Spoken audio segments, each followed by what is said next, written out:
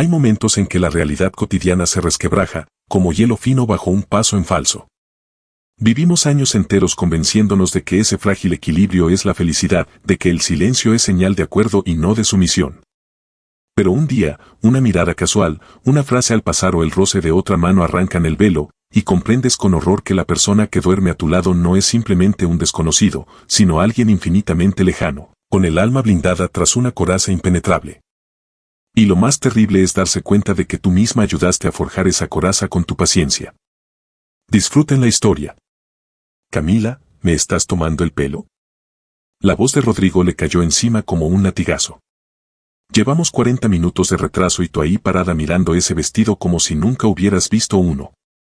Entró a la habitación como una ráfaga, dejando a su paso el olor penetrante de un perfume caro mezclado con un rastro de tabaco.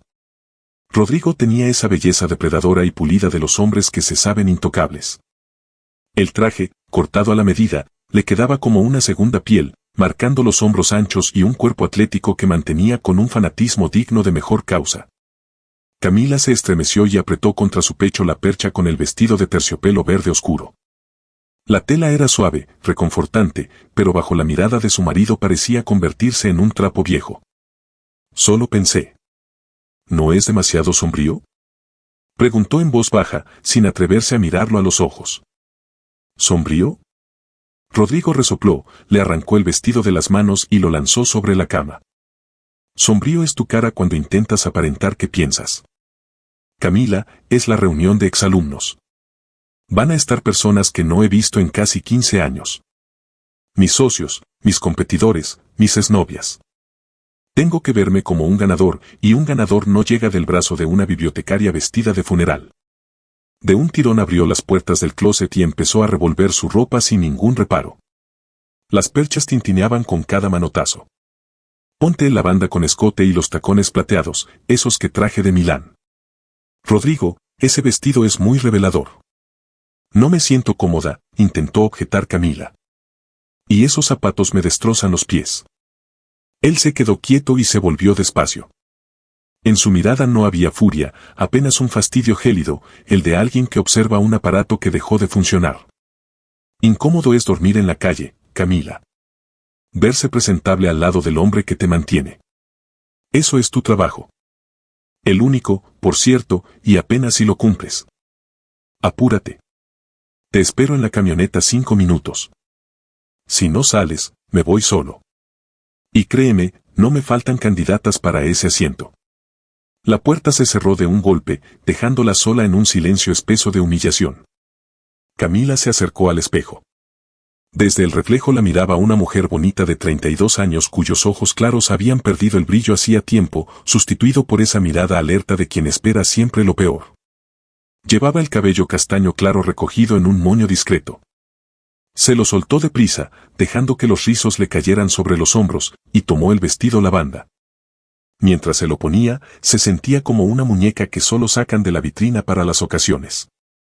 Los zapatos le apretaban de verdad, pero ese dolor concreto, medible, le servía para no pensar en el otro, ese que le latía sordo en medio del pecho. Camila había aprendido hace mucho que discutir con Rodrigo era como tratar de frenar una avalancha con las manos. Más valía dejarse arrastrar y rogar que la corriente no la estrellara contra las piedras. Cuando bajó, la camioneta negra ya rugía impaciente con el motor encendido. Se acomodó en el asiento del copiloto cuidando de no arrugar la falda. Rodrigo ni la miró, pisó el acelerador y el vehículo salió disparado. Ya era hora, soltó entre dientes, sin despegar la vista del camino. Espero que no te hayas maquillado como monja. Voltea. Camila giró la cabeza, obediente. Él la recorrió con la mirada, deteniéndose en el escote. Pasable. Aunque podías haberte puesto un labial con más vida. Bueno, da igual. Lo importante. Sonríe y cállate. Si alguien pregunta a qué te dedicas, di que haces beneficencia o algo de arte. Ni se te ocurra mencionar tu pedagogía especial ni a tus niños defectuosos. No le quites el hambre a la gente. No son defectuosos, Rodrigo, dijo Camila en voz baja pero firme, mirando las luces de la ciudad que volaban tras la ventanilla. Son niños especiales, y necesitan ayuda. Ay, no arranques con el mismo sermón, se quejó él. El mundo es de los fuertes, Camila. Es la ley de la selva. Sobrevive el que muerde, no el que babea armando rompecabezas. Mira, por ejemplo, a Dieguito el programador. ¿Te he hablado de él? Tú no estudiaste con nosotros. Teníamos a un tipo rarísimo, andaba con los lentes pegados con cinta, le daba miedo hasta su propia sombra. Le pusimos error 404. Rodrigo sonrió para sí. Sus dedos, cargados de anillos gruesos, tamborileaban en el volante al ritmo de la música agresiva que retumbaba en las bocinas. Bueno, pues me enteré de que el geniecito está muy jodido. Parece que tiene cáncer o algo así. ¿Y sabes qué? No me da ni un poco de lástima. Es selección natural. La naturaleza se deshace del material defectuoso. A Camila se le heló la sangre. El aire dentro de la camioneta se sentía como de cripta a pesar del clima encendido. ¿Cómo puedes hablar así de una persona que está viva? Es hijo de alguien, quizás es padre. Es un perdedor, Camila. Y a los perdedores nadie los recuerda. Métete esto en la cabeza. La historia la escriben los ganadores. Gente como yo. Llegaron al restaurante La Cúspide. El nombre le hacía justicia a las ambiciones de sus dueños y su clientela. Enormes ventanales resplandecían y en la entrada se agolpaba gente vestida como para una alfombra roja. El Dalai abrió la puerta del lado de Camila con una reverencia, pero Rodrigo ya iba camino adentro a grandes zancadas, sin esperarla. Ella tuvo que apurar el paso detrás de él, sintiendo como los tacones se le clavaban en el pavimento. Adentro, el ambiente era un desfile de egos. El aire pesaba, cargado de perfumes, comida cara y una camaradería de mentira. Los excompañeros de Rodrigo, muchos de los cuales llevaban casi 20 años sin verse, se esmeraban en fingir una alegría desmedida. Unos presumían fotos de sus hijos, otros dejaban caer las llaves de sus autos nuevos sobre la mesa con estudiado descuido. Rodrigo, hermano, ¿cuánto tiempo sin verte? Hacia ellos avanzó con los brazos abiertos un hombre pesado, de cara colorada y pelo escaso. Ramiro, compadre, ¿qué barriga te cargas? Rodrigo soltó la carcajada y le dio unas palmadas en la espalda tan fuertes que el otro casi se ahoga. Mira, te presento. Esta es mi Camila. Mi Camila. No mi esposa, no Camila a secas. Un simple posesivo, como quien señala algo que le pertenece. Camila forzó una sonrisa amable mientras estrechaba la mano sudorosa de Ramiro. Caminaron hacia la mesa principal, en cuya cabecera ya reinaban los reyes y las reinas de la generación. Camila se sintió fuera de lugar al instante. Se sentó en la orilla de su silla, alisó los pliegues del vestido lavanda y trató de hacerse invisible. Rodrigo, en cambio, estaba en su salsa. En cuestión de segundos ya era el centro de todo. Pedía la champaña más cara, soltaba chistes a todo volumen y no dejaba hablar a nadie. Brillaba, borracho de poder y de la admiración ajena. Y entonces Camila la vio. Estaba sentada justo enfrente, al otro lado de la mesa. Llevaba un vestido rojo que se le pegaba al cuerpo con un descaro que rozaba la provocación. El pelo negro le caía como una cortina sobre los hombros desnudos, y en los ojos le bailaba algo travieso y peligroso. Se reía más fuerte que nadie, echando la cabeza para atrás. Y en esa risa había algo salvaje, algo que atraía como un imán. «Ximena», gritó Rodrigo alzando la copa. «Sigues igual de bruja. El tiempo no te hace nada, aunque seguro te puso peor el carácter». La mujer llamada Ximena posó lentamente la mirada en Rodrigo.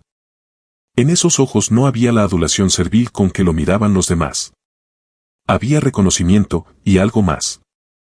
Algo denso, oscuro, íntimo. «Y tú, Rodrigo, sigues siendo el mismo pavo real», respondió ella con una voz grave y ronca, jugueteando con el tallo de la copa. Con las plumas bien abiertas, todo un espectáculo. «¿Pero ya aprendiste a volar?» La mesa enmudeció, esperando la reacción. Rodrigo se quedó inmóvil un instante. Se le tensaron los pómulos, pero enseguida soltó una risa distinta a la que le dedicaba a su esposa. Una risa aterciopelada, complacida. «Por ti, Ximena, hasta al espacio». Camila sintió un escalofrío recorrerle la espalda.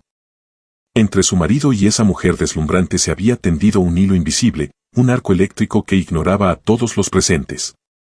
Aquello no era un simple reencuentro de excompañeros. Era la continuación de una conversación interrumpida muchos años atrás. Camila bajó la mirada al plato, sintiéndose transparente, inexistente.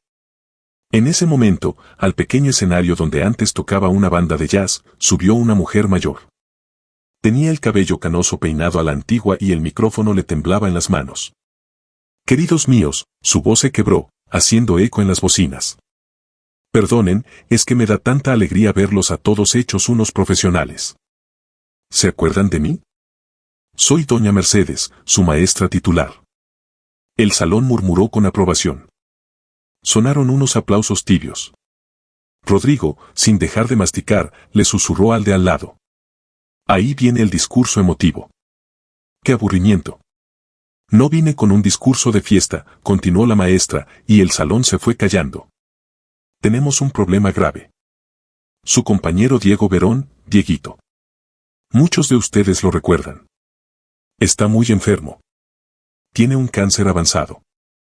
Necesita una operación compleja en el extranjero. Cría solo a su hijita, Lucía. Su esposa murió hace 3 años. No tiene a quien recurrir, más que a nosotros. Doña Mercedes hizo una pausa, luchando por contener la emoción. El tratamiento cuesta muchísimo dinero, y les pido, lo que cada uno pueda. Vamos a pasar una cajita. Por favor, no sean indiferentes. Fuimos una familia. Un silencio incómodo se apoderó del salón. La gente desviaba la mirada. Algunos empezaron a hurgar en sus celulares, fingiendo atender asuntos urgentes. Luego alguien hizo circular por la mesa una caja de zapatos forrada con papel de colores. Iba avanzando lentamente de invitado en invitado. Algunos metían un billete de $50, otros ponían unos cuantos billetes más chicos. Cuando la caja llegó a Rodrigo, la interceptó con su mano cargada de oro y se puso de pie. Un momento de atención, dijo en voz alta.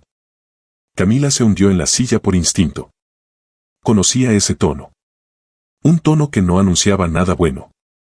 Doña Mercedes, con todo respeto, comenzó Rodrigo, paseando una mirada burlona por el salón. ¿Y por qué tendríamos que patrocinar fracasados? Diego Verón, si mal no recuerdo, era el más inteligente de la clase. Ganador de Olimpiadas, el orgullo del colegio. Usted siempre nos lo ponía de ejemplo. Decía. Tomen el ejemplo de Dieguito, ese muchacho va a llegar lejos. ¿Y a dónde llegó? A pedir limosna. Rodrigo, ¿cómo no te da vergüenza? Susurró doña Mercedes, pálida. No tengo nada de que avergonzarme, cortó Rodrigo, subiendo la voz. Yo me partí el lomo para estar sentado aquí tomando este vino. Arriesgué, construí un negocio, me comí la tierra. ¿Y Diego qué hizo? ¿Programar sus cositas en un cuartito oscuro? Si era tan listo, ¿por qué es tan pobre? ¿Por qué no pudo pagarse un seguro, un colchón financiero? ¿Por qué ahora nosotros, los burros y los revoltosos, tenemos que hacer una colecta para salvar al que se la pasó toda la escuela viéndonos por encima del hombro? Él nunca vio a nadie por encima del hombro, se atrevió a decir a alguien desde el otro extremo de la mesa, pero Rodrigo no lo escuchó. Es selección natural. Bramó, y ese grito pareció hacer vibrar las copas de cristal. Si una persona no supo adaptarse a la vida, se va. ¿Para qué alargarle la agonía a costa nuestra? Yo también tengo familia, tengo un hijo. ¿Por qué tengo que quitarle a mi hijo para prolongarle la vida a un fracasado ajeno? Con un gesto teatral, sacó del bolsillo un único billete de $5 y lo dejó caer en la caja con desprecio, como quien le tira una moneda a un mendigo. Para que se compre unas vitaminas. Y díganle de mi parte que aprenda a hacerse cargo de su propia vida. Se sentó, satisfecho consigo mismo, y alcanzó su copa. En el salón reinaba un silencio sepulcral. Camila sentía que la sangre se le había ido del rostro. Era como si ella misma estuviera desnuda en medio de una plaza, recibiendo piedras de desprecio. Cada palabra de su marido había sido un latigazo, pero más doloroso aún era ver la reacción de los demás. Algunos asentían con la cabeza, cuchicheando. Tiene razón. Al final, cada quien se rasca con sus propias uñas. Rodrigo, ya basta, susurró Camila, con la voz temblorosa de lágrimas contenidas. ¿Por qué haces esto? Es cruel. Él se volvió hacia ella, y en sus ojos chapoteaba una furia helada. «Cállate», le dijo solo moviendo los labios. «No me hagas quedar mal». Doña Mercedes, encogida sobre sí misma, recogió la caja y bajó del escenario en silencio. La fiesta estaba arruinada, el aire se sentía pesado y pegajoso. Pero un par de minutos después, como por orden, arrancó una música animada y los invitados, tratando de olvidar el mal trago, volvieron a la comida y la bebida. Camila ya no aguantaba estar ahí. Se sentía físicamente mal. El olor de la comida cara le revolvía el estómago. El brillo de las joyas le lastimaba los ojos. «Voy al tocador», le soltó a su marido y, sin esperar respuesta, casi salió corriendo de la mesa. En el pasillo hacía fresco y había silencio. Camila apoyó la frente contra el espejo frío junto a los lavabos, intentando calmar el temblor de las manos. ¿Cómo había podido vivir con este hombre 7 años? ¿Cómo le había permitido criar a su hijo Nicolás? Si cada día, gota a gota, le iba inyectando al niño ese mismo veneno de cinismo. Un poco más calmada, se lavó la cara con agua fría y decidió volver para decirle a Rodrigo que quería irse a casa. Pero en la entrada del salón se detuvo en seco. La puerta de la terraza estaba entreabierta y de ahí salía humo de cigarro. Camila reconoció la voz de su marido y se quedó inmóvil entre las sombras de una cortina. «Estás loca, Ximena». La voz de Rodrigo sonaba ronca, nada que ver con el tono que usaba con su esposa. «Pasaron tantos años y todavía me prendes con solo mirarte». «Y tú sigues igual de showman, Rodri», respondió la voz burlona de Ximena. Ese numerito con el dinero fue impactante. Cruel, pero impactante. Siempre supiste dar donde más duele. Se lo merecía. ¿Te acuerdas cómo ese 4 ojos nos delató en el último año? Yo no olvido nada. Camila se asomó con cuidado. Rodrigo y Ximena estaban muy cerca el uno del otro. Demasiado cerca para ser compañeros de clase. Rodrigo se apoyaba con una mano en el barandal, bloqueándole la salida, y con la otra le acomodaba un mechón de pelo que se le había soltado del peinado. Sus dedos se deslizaron por el cuello de ella, se demoraron en el hombro. ¿Y tu esposa? Ximena señaló con la barbilla hacia el salón, soltando una bocanada de humo directo a la cara de Rodrigo. La ratoncita gris. ¿No te preocupa que nos vea? ¿Camila? Rodrigo soltó un bufido despectivo. Es ciega y muda. Un mueble cómodo, nada más. No ve nada, y si viera, se quedaría callada. No tiene a dónde ir. Depende de mí por completo. Qué aburrido ha de ser vivir con un mueble. Ximena le pasó un dedo de uña larga y roja por la solapa del saco, bajando lentamente. No es lo mismo que conmigo, ¿verdad? ¿Verdad?, exhaló Rodrigo, y la jaló hacia él de un tirón. No se besaron, pero sus caras quedaron tan cerca que las respiraciones se mezclaron. Eso era más íntimo que un beso. Era un pacto, una alianza entre dos depredadores que se habían encontrado en medio de un rebaño de presas. Camila retrocedió de golpe, temiendo que algún ruido la delatara. El corazón le martillaba en la garganta, sin dejarla respirar. Un mueble. Ciega. Cómoda. Las palabras le quemaban como hierros al rojo vivo. Dio media vuelta y se fue por el pasillo sin fijarse por dónde iba. Pasó entre meseros con bandejas, pasó frente al guardarropa y salió directo a la calle, al fresco de la noche. El viento le golpeó la cara, pero no alcanzaba a enfriar la quemazón de vergüenza y dolor que le invadía todo el cuerpo. Se quedó de pie en la entrada, abrazándose los hombros, mirando el cielo oscuro. Las estrellas parecían clavos fríos e indiferentes clavados en un terciopelo eterno. Recordó el rostro de Diego Verón en el anuario del colegio que una vez encontró guardado en un armario de Rodrigo. Unos ojos inteligentes y tristes detrás de unos lentes gruesos. Y recordó la cara de doña Mercedes cuando Rodrigo arrojó aquel billete miserable. Algo se rompió dentro de Camila. Esa cuerda delgada que durante años la mantenía dentro del molde de la buena esposa se reventó con un estruendo. La puerta del restaurante se abrió, dejando escapar el ruido de la música y las risas de borrachos. Al escalón salieron varios hombres a fumar. Se pasó Herrera. Se carcajeó uno de ellos. ¡Qué bárbaro! Le dio en la madre al pobre diablo. Sí, estuvo fuerte, pero tiene razón, secundó el otro. Que no esté chillando. Camila los miró sus caras satisfechas y bien alimentadas. Luego dirigió la vista a los ventanales del restaurante, donde tras el cristal, bañado en luz dorada, su marido probablemente en ese mismo instante abrazaba a otra mujer mientras despreciaba a su esposa legítima. En el bolso le vibraba el celular. En la pantalla apareció: mi amor. Qué ironía tan amarga en 2 palabras. No contestó. En cambio, apretó el teléfono con fuerza. En su cabeza, abriéndose paso entre el ruido y el caos de los pensamientos, asomaba una verdad nítida y aterradora en su sencillez. Así ya no se puede seguir. Es imposible vivir en la mentira cuando la verdad te mira de frente, desnuda y espantosa. ¿Pero qué podía hacer? ¿A dónde ir, si no tenía dinero propio ni un techo? Y en casa la esperaba el pequeño Nicolás, que idolatraba a su padre. Camila respiró hondo. El aire olía a jazmín y a tormenta que se acercaba. Todavía no sabía que esa tormenta arrasaría su mundo conocido hasta los cimientos, para que entre las ruinas pudiera crecer algo nuevo. O para sepultarla bajo los escombros.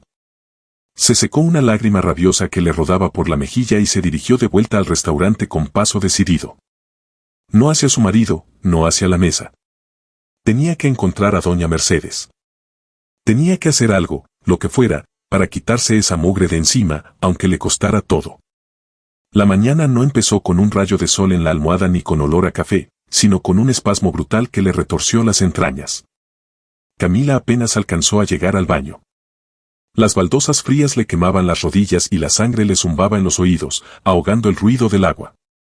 Cuando la náusea cedió, se dejó caer contra el borde de la tina, secándose el sudor de la frente. Sabía lo que significaba. El cuerpo, a diferencia de la mente, no sabe mentir. En el borde del lavabo descansaba una tira de plástico delgada. 2 líneas nítidas, contundentes, como cicatrices rojas. Apenas ayer, esas líneas habrían sido motivo de una alegría tímida, la esperanza de que una vida nueva pudiera reparar la familia que se desmoronaba. Pero hoy, después de lo de anoche, parecían una sentencia. Camila se levantó despacio, mirándose en el espejo. Piel pálida, ojeras marcadas. Dentro de ella estaba naciendo una vida, y a su alrededor todo se venía abajo. La ironía era amarga como la hiel. En la cocina sonaba el tintineo de la vajilla. Rodrigo ya se había levantado. Camila se puso la bata y se ajustó el cinturón tan fuerte como si eso pudiera protegerla de la conversación que venía. Salió. Su marido estaba sentado a la mesa, pasando el dedo por las noticias en su tableta. Frente a él humeaba una taza de café negro. Se veía impecable a pesar de lo que había tomado la noche anterior. Camisa limpia, ninguna señal de cansancio, solo un pliegue apenas visible de asco junto a la boca delataba su humor. ¿Vas a tardar mucho ahí dentro? Soltó sin levantar la vista. Nico ya se despertó y quiere ver caricaturas. Encárgate, que me está reventando la cabeza. Rodrigo, tenemos que hablar. La voz de Camila sonaba apagada. Él por fin despegó los ojos de la pantalla. Su mirada era la de alguien a quien una mosca le interrumpe algo importante. Camila, si vas a volver con lo de anoche, ahórratelo. No estoy de humor para sermones. Sí, fui duro. Sí, puse en su lugar a un fracasado. Así son los negocios, nena. Nada personal. Estoy embarazada. Las palabras cayeron en el silencio de la cocina como piedras al fondo de un pozo. Rodrigo se quedó paralizado con la taza a medio camino de la boca. La bajó despacio hasta el platito. El golpecito de la porcelana retumbó como un disparo. ¿Qué? Preguntó, como si hubiera oído mal. 9 semanas, calculo. Acabo de hacerme la prueba. Rodrigo se echó hacia atrás en la silla y cruzó los brazos sobre el pecho. Miraba a su esposa sin ternura, sin sorpresa, con el cálculo frío de quien repasa pérdidas en un balance anual. ¿Y eso para qué? Soltó al fin. ¿Cómo que para qué? Camila no daba crédito. Es un bebé. Nuestro bebé. Camila, ya tenemos un hijo. Nicolás. Tiene 7 años. Necesita tutores, deportes, vacaciones y a la larga universidad y un departamento propio. ¿Tienes idea de lo que cuesta criar a alguien hasta que no sea una vergüenza para el apellido? No estamos en la miseria, Rodrigo. Tu negocio. Mi negocio necesita inversión. Bramó, golpeando la mesa con la palma. No voy a andar repartiendo recursos. Y no pienso volver a aguantar llantos de bebé en la madrugada. Necesito tranquilidad y una esposa funcional, no una gallina clueca agotada y con manchas de leche en la ropa. Se levantó y se le plantó enfrente, imponiendo su corpachón sobre ella. Resuelve esto. La medicina hoy está avanzada. Pastillas, aspiración, lo que sea que hagan. Yo pongo el dinero, pero que no haya ni rastro de un segundo hijo en esta casa. ¿Me estás pidiendo que lo mate? Susurró Camila, sintiendo como todo se le helaba por dentro. No seas dramática. Es solo un montón de células. No nos arruines la vida, Camila. Todo funciona bien. No rompas el sistema. Hizo una mueca de fastidio, la rodeó y se fue hacia la entrada. Hoy llego tarde. Me voy de viaje un par de días, tengo que cerrar unos tratos con los proveedores. A Nico lo llevas tú al colegio. La puerta se cerró de un portazo. Camila se quedó parada en medio de la cocina, sintiéndose vaciada por dentro. Un montón de células. Resuélvelo. No rompas el sistema. Cada palabra era un clavo más en el ataúd de lo que alguna vez sintió por ese hombre, si es que aún quedaba algo. Sobre la mesa, junto al café a medio tomar, había quedado su segundo celular. El de trabajo, ese que normalmente cuidaba como perro guardián. Se lo había olvidado con las prisas y el mal genio. La pantalla se encendió con la alerta de un mensaje nuevo. Camila nunca le había revisado los teléfonos. Lo consideraba indigno, pero ahora la mano se movió sola. En la pantalla bloqueada brillaba una notificación del chat. El contacto estaba guardado como el asesor. Te dejaste la corbata en mi cuarto, tigre, y tu almohada todavía huele a tu colonia. Me muero por nuestro viajecito. Besos. Y enseguida llegó una foto. Una selfie frente al espejo. Ximena con la camisa de él sobre el cuerpo desnudo, el pelo revuelto y una sonrisa de ganadora. Al fondo, Camila reconoció la decoración de una suite hotel, el mismo hotel donde ella y Rodrigo habían celebrado su aniversario 3 años atrás. El mundo se tambaleó. Las náuseas volvieron con fuerza, pero esta vez no eran del cuerpo, sino del alma. El asesor. ¡Qué vulgaridad! Camila miró la pantalla hasta que se apagó. No lloraba. Por dentro se había quemado todo, dejando apenas un vacío seco que le zumbaba en la cabeza. Él no solo la había engañado. La engañaba desde hacía tiempo, con todo el cinismo del mundo, revolcándola en el lodo, comentando con su amante lo aburrida que era como mueble. Y ahora se iba con esa Ximena de viaje de negocios, después de ordenarle a su esposa que se deshiciera del bebé. Mamá, no encuentro mis calcetines. Llegó el grito quejumbroso de Nicolás desde su cuarto. Camila se sobresaltó. La realidad exigía que se moviera. Había que alistar al niño, luego ir al trabajo. La vida no se había detenido. Solo se había vuelto insoportable. El centro infantil Los Girasoles, donde Camila trabajaba como pedagoga especial, era su refugio. Ahí, entre juguetes, dibujos de niños y olor a comida recién hecha, se sentía útil. Ahí no había cinismo, solo la sinceridad a veces difícil y dolorosa de los niños. Aguantó a duras penas la reunión de personal, dejando pasar los reclamos chillones de la directora, doña Beatriz, sobre que el gasto de papel higiénico se había disparado. La cabeza de Camila daba vueltas en torno a una sola pregunta. ¿Y ahora qué? ¿Irse? ¿A dónde? En su cuenta apenas había centavos. La casa estaba a nombre de Rodrigo desde antes del matrimonio. Valeria, la llamó la directora cuando los demás empezaban a salir. Quédate un momento. Doña Beatriz, una mujer corpulenta con un peinado alto que parecía un nido de pájaros, golpeteaba la mesa con un lápiz. Tienes una alumna nueva en tu grupo. Una niña complicada. Abandono pedagógico, muy retraída, posiblemente dentro del espectro autista, aunque no hay diagnóstico oficial. El padre. La directora bajó la voz y se dio unos golpecitos en la sien con el dedo, es un tipo raro. La trajo esta mañana, aventó los papeles y se fue. Dijo que no tenía tiempo. En fin, échale un ojo. Lo que nos faltaba es un problema. ¿Cómo se apellida la niña?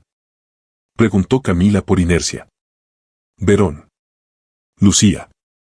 Camila sintió como si le hubiera caído un rayo. Verón. El apellido de aquel Diego al que Rodrigo había humillado en público la noche anterior. Error 404. Está bien, doña Beatriz. Yo me encargo. Camila caminó hacia el salón con las piernas de algodón. El destino parecía empeñado en tejer sus vidas en un nudo cada vez más apretado. En el salón de juegos reinaba el bullicio de siempre. Los niños construían torres de bloques, empujaban carritos, algunos discutían a gritos. Pero en el rincón del fondo, junto a la ventana, había una figurita pequeña, como separada del resto por una pared invisible. La niña tendría unos 6 años. Delgadita, casi transparente, con unos ojos grises enormes que no miraban los juguetes sino algún punto dentro de sí misma. Llevaba un vestido que claramente no era de su talla, con las mangas largas de más y el dobladillo disparejo. El pelo oscuro y abundante estaba mal peinado y recogido en una cola chueca con una liga corriente de farmacia. Camila sintió una punzada en el pecho. Era ese eco de dolor del que había leído en los libros. Un niño es el espejo de su familia. Y en ese espejo se reflejaba la desgracia. Un padre muriéndose de cáncer, la falta de una mano materna, la soledad. Camila se acercó sin hacer ruido y se puso en cuclillas a su lado. Hola, Lucía. Me llamo señorita Valeria, pero puedes decirme señor Vale. La niña giró la mirada hacia ella lentamente. No había en esos ojos la curiosidad propia de una niña. Solo una cautela cansada, de adulta. No dijo nada. Apretaba con fuerza entre las manos un conejo de peluche viejo y gastado, con una oreja desprendida. ¡Qué bonito conejo!, sonrió Camila, procurando hablar con suavidad. ¿Es tu amigo? Lucía sintió apenas y abrazó el muñeco más fuerte, como si temiera que se lo fueran a quitar. Oye, zombi. Resonó una voz infantil y burlona. Camila se dio vuelta de golpe. Hacia ellas venía Nicolás, su hijo. Como su turno terminaba más tarde que las clases del niño en primer grado, solía recogerlo y traerlo a su grupo hasta la hora de salida. Nico estaba parado con las manos en la cintura, calcado a su padre.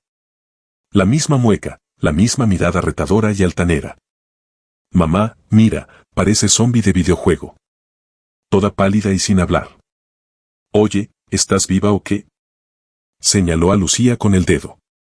La niña se pegó a la pared, le temblaron los labios. Nicolás. Camila se puso de pie, y en su voz vibró un acero que ni ella misma se esperaba.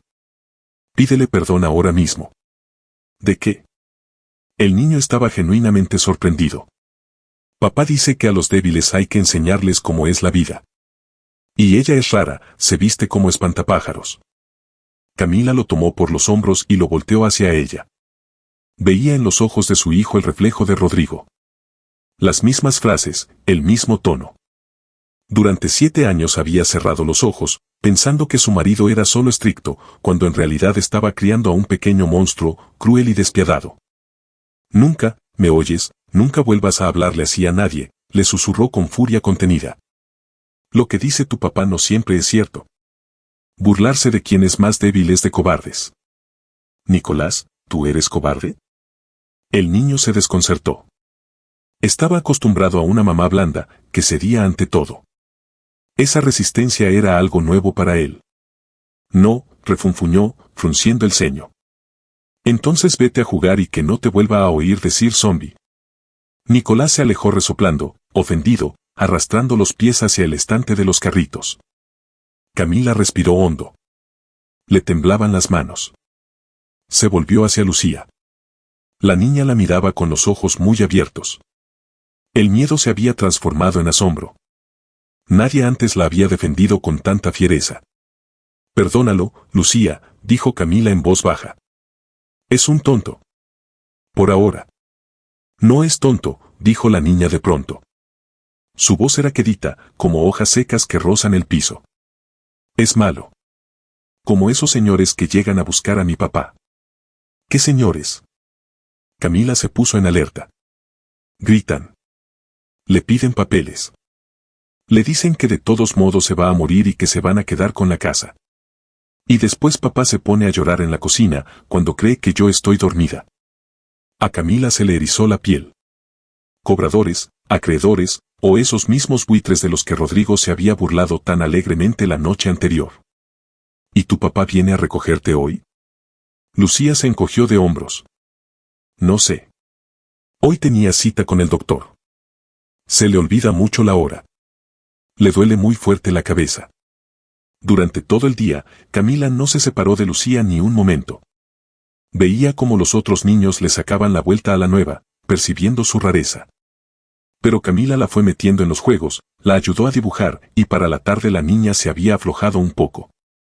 Hasta le mostró un dibujo. Una casa negra con ventanas torcidas y una figurita pequeña al lado. Esta soy yo, explicó Lucía. Y esta es la casa. No nos quiere. ¿Por qué la casa no los quiere? Preguntó Camila, sorprendida. Porque adentro hace frío. Y la señora Gladys anda por ahí. ¿Quién es la señora Gladys? La vecina. Dice que pronto va a ser la dueña. Es mala. Mi papá le tiene miedo. La tarde cayó rápido. Los papás fueron llegando a recoger a sus hijos. Por Nicolás no había quien viniera. Rodrigo andaba de viaje de negocios, así que el niño estaba sentado en un rincón, ostentosamente pegado a su tableta. Por Lucía tampoco aparecía nadie. El salón se fue vaciando. Quedaron solo Camila, Nicolás y Lucía. El reloj marcó las 7 de la noche, luego las 7:30. El teléfono de Diego Verón, el que aparecía en la ficha de inscripción, estaba apagado. Camila iba y venía por el vestidor vacío. Don Julio, el guardia, ya se había asomado 2 veces, insinuando que era hora de cerrar. Señor Vale, ya tenemos que activar la alarma. Espere, don Julio, todavía no vienen por la niña. ¿Y si llamamos a la policía? ¿A protección de menores? Sugirió el guardia. Es lo que marca el protocolo. No. Exclamó Camila, demasiado brusca. Entregar a Lucía a la policía, a una institución del gobierno, justo ahora que apenas había dejado de estremecerse con cada ruido. No. Camila conocía el sistema. El sistema iba a triturar a esa niña frágil. Yo la llevo personalmente, se decidió Camila. La dirección está en el expediente. Queda cerca, en la zona de casas. Bueno, usted sabrá. Bajo su responsabilidad, se encogió de hombros el guardia. Camila preparó a los niños para salir. Nicolás protestaba de mal humor. ¿Para qué tenemos que ir a la casa de esa niña rara? Yo quiero ir a la casa, tengo hambre. ¿Te aguantas?, cortó Camila. Tenemos que ayudar. Salieron a la calle. El atardecer estaba fresco, olía a lluvia. Camila sostenía con fuerza la manita fría de Lucía. La niña se le pegaba a la cadera con una confianza que le apretaba el corazón. La casa de los Verón apareció pronto. Era una vieja casona de 2 pisos que alguna vez había sido sólida y digna, pero ahora se veía abandonada. La pintura de la barda estaba descascarada, el jardín invadido de maleza. Las ventanas estaban a oscuras, excepto una en la planta baja, donde brillaba una luz mortecina. Esta es nuestra casa, dijo Lucía en voz baja, deteniéndose frente al portón. Da miedo. Camila tocó el timbre. Silencio. Otra vez. En algún lugar adentro ladró un perro, pero nadie salió. A lo mejor papá se durmió, supuso Lucía. A veces no puede levantarse. El portón no tenía llave. Camila, venciendo una resistencia interior, lo empujó. Oigan, ¿quién anda ahí? Chilló una voz de mujer desde el terreno de al lado. Por encima de la barda asomó la cabeza de una mujer con tubos en el pelo. Tenía cara de ave rapaz, nariz puntiaguda y ojitos que no paraban de moverse. ¿Quiénes son ustedes? ¿Vienen a ver al drogadicto ese? No es drogadicto, está enfermo, saltó Lucía, escondiéndose detrás de Camila. Miren nada más, volvió la criatura, escupió la mujer. Ándenle, pasen, pasen. Aunque ese ya ha de estar tieso. Vino la ambulancia en la tarde pero ni se lo llevaron. Dijeron que no había caso. Camila no quiso escuchar más. Tomó a los niños y casi corrió hasta la puerta de entrada. También estaba abierta. Adentro olía a medicinas, a polvo y a derrota. Diego. Llamó Camila en voz alta. Diego, ¿está usted aquí? Le traigo a Lucía. De la habitación de la izquierda salió un hombre. Camila apenas pudo reconocer en él al muchacho talentoso de la fotografía. Estaba terriblemente flaco. La piel tenía un tono amarillento, las ojeras eran dos pozos negros.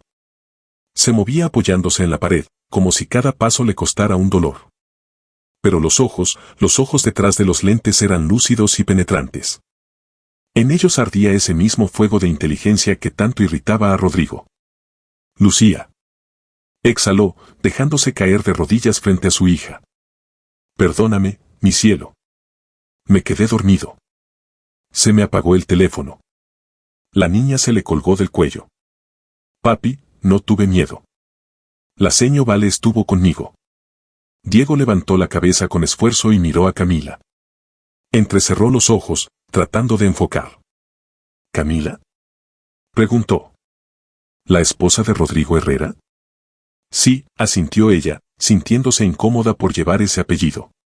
Yo. Trabajo en el centro infantil donde está su hija. Diego esbozó una sonrisa amarga. Vaya ironía. La esposa de mi verdugo es quien salva a mi hija. Pase, Camila. No tengo ni un café que ofrecerle, discúlpeme, pero tenemos que hablar. Siento que me queda poco tiempo. Y aparte de usted, parece que por esta puerta ya nadie más va a entrar con buenas intenciones. Nicolás jaló a Camila de la manga. Mamá, aquí apesta. Vámonos. Camila le lanzó una mirada severa al niño, y luego se volvió hacia Diego, que luchaba por incorporarse. En ese instante lo supo. No se iba a ir de ahí. Porque ese hombre consumido era lo más auténtico que había encontrado en muchos años. Nicolás, siéntate en el sillón y saca tu tableta, ordenó. Nos quedamos.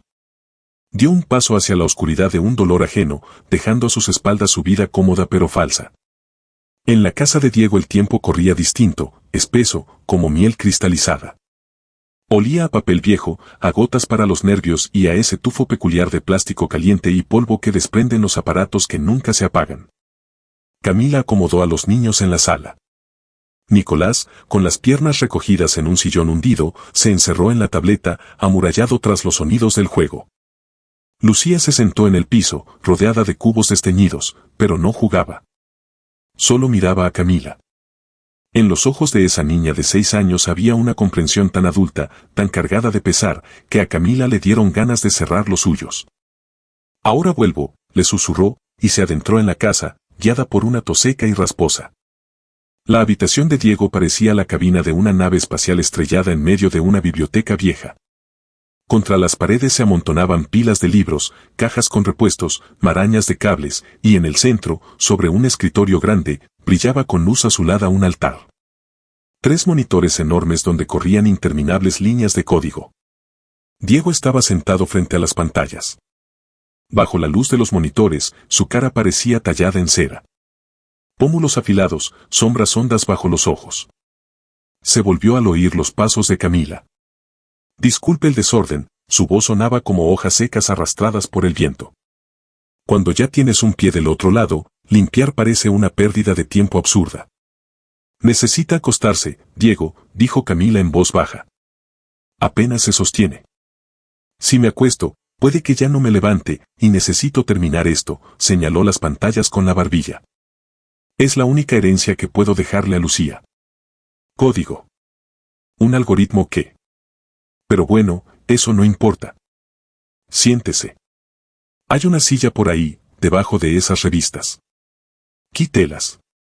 Camila levantó una pila de revistas viejas de tecnología y se sentó. Se sentía extraña.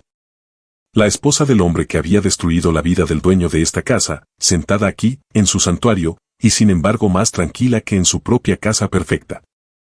¿Por qué la odia tanto a usted? Preguntó Camila sin rodeos. Lo de anoche en el restaurante no fue simple desprecio de rico a pobre. Fue algo personal, profundo. Diego se quitó los lentes y se frotó el puente de la nariz.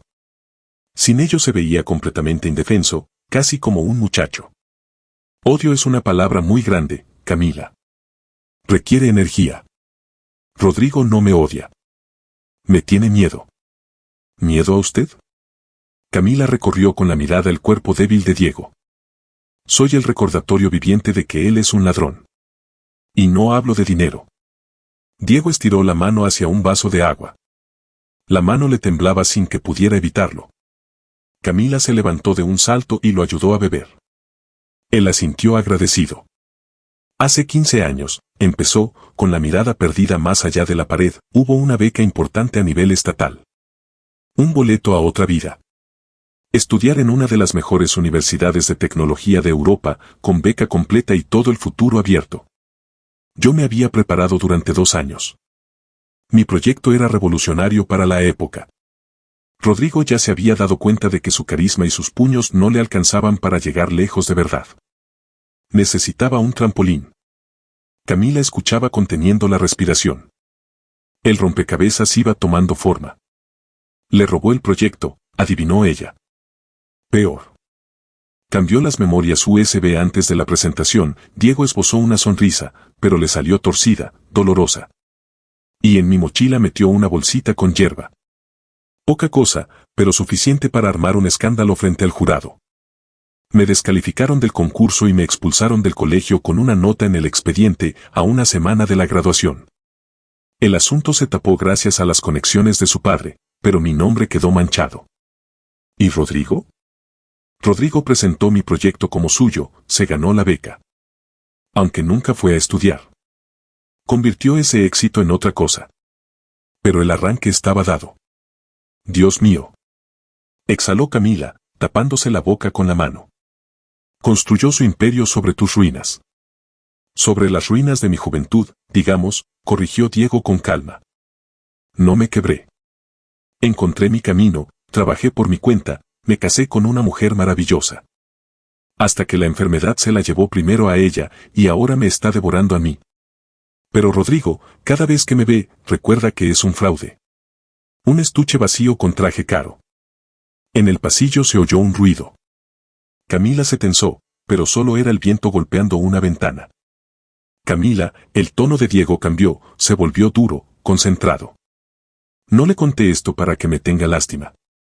Tengo una propuesta. O más bien, la súplica de un moribundo. Giró la silla hacia ella y le clavó una mirada penetrante. Me queda poco. Tal vez un mes, tal vez una semana.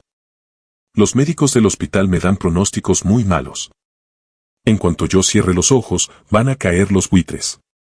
La vecina, recordó Camila las palabras de Lucía. Gladys es la mitad del problema. Es una ambiciosa ignorante que quiere quedarse con el terreno. Los peligrosos son otros. Los que saben lo que guardan mis servidores. Y, por supuesto, protección de menores. A Lucía la van a mandar a un orfanato. Con su carácter, con lo retraída que es, ahí se muere, Camila. La van a quebrar como una ramita. Diego se calló un momento, juntando fuerzas. Le pido que sea su tutora legal. Camila se echó para atrás como si le hubieran dado un golpe. Yo. Diego, ¿está usted en sus cabales? Soy la esposa de Rodrigo, del mismo hombre que... Usted no es él, la interrumpió Diego con firmeza. Vi cómo miraba a Lucía hoy. Y cómo ella la miraba a usted. Los niños y los animales sienten las entrañas de la gente.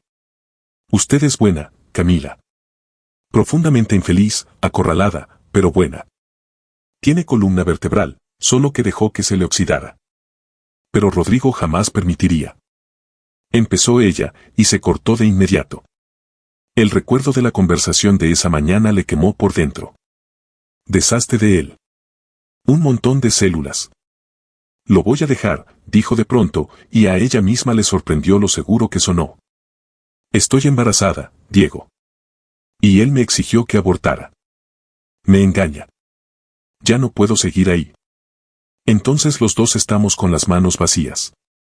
Y eso nos hace libres. Diego abrió un cajón del escritorio y sacó una carpeta gruesa. Aquí están los documentos. Empecé a tramitar la tutela provisional, pero me faltaba un candidato. La voy a poner a usted. Tengo algunos ahorros, no es una fortuna, pero a Lucía le alcanza para estudiar.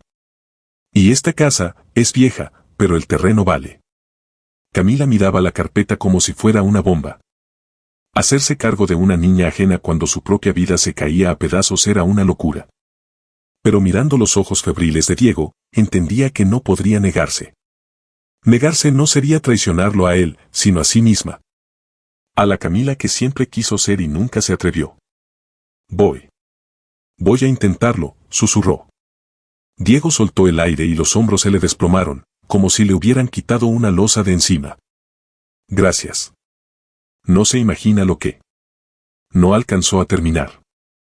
La puerta de entrada se abrió de par en par con un estruendo que hizo temblar las paredes y caer pedazos de yeso del techo. Camila. La voz de Rodrigo, cargada de furia, llenó cada rincón de la casa, como si le robara el oxígeno al aire. Camila se levantó de un brinco, el corazón desbocado. Corrió a la sala. Rodrigo estaba plantado en medio de la habitación, enorme, furioso, como un animal salvaje irrumpiendo en una madriguera. Tenía la cara llena de manchas rojas, la corbata torcida. A su lado se encogía Gladys, muerta de miedo. Seguramente ella, de buena vecina, le avisó de quién estaba en la casa. Papá. Chilló Nicolás, soltando la tableta. Pero Rodrigo ni lo miró. Se fue directo hacia Camila y la agarró del brazo. Los dedos se le clavaron como tenazas de acero. ¿Perdiste la cabeza? Le siseó en la cara, bañándola en aliento a coñac caro. Estoy trabajando y mi mujer anda metida en esta posilga con mi hijo. ¿Le estás haciendo favorcitos al inválido este? Suéltame. Gritó Camila, forcejeando. Me lastimas. Te va a doler de verdad cuando te deje en la calle sin un centavo, bramó Rodrigo y la empujó. Camila perdió el equilibrio y cayó sobre el sillón. Lucía, que estaba en el piso, soltó un grito agudo y se cubrió la cabeza con las manos. En el marco de la puerta de su cuarto apareció Diego. Se sostenía del marco, blanco como la cal, pero en la mano apretaba una fuente de poder de metal, pesada. Lárgate de mi casa, Herrera, dijo en voz baja, pero cada sílaba se oía con claridad. O llamo a la policía. Rodrigo se volvió hacia el despacio. Una sonrisa torcida le deformó la boca. ¿La policía? ¿Tú, contra mí? Soltó una carcajada horrible, forzada. ¿Quién te crees que eres, Diego? Yo arraso esta cueva con una llamada y a ti te meto en un manicomio.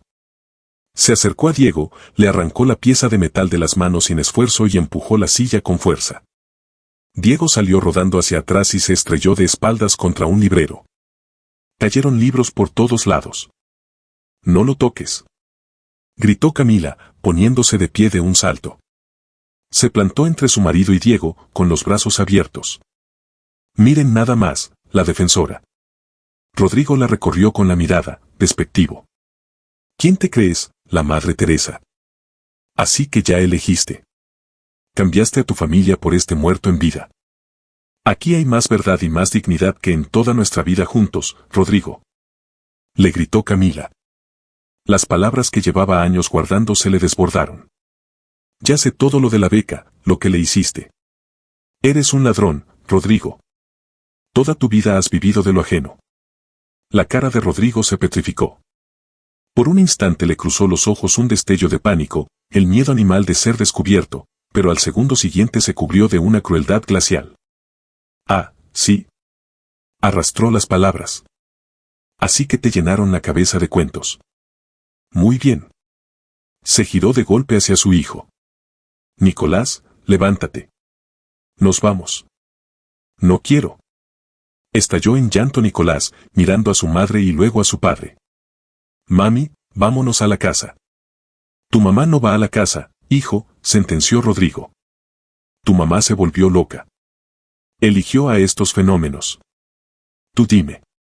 ¿Quieres quedarte en este muladar lleno de ratas y mugre, o te vienes conmigo a jugar con tu consola nueva?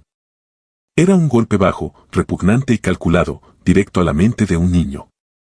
Nico, mi amor. Camila dio un paso hacia el niño, estirando los brazos.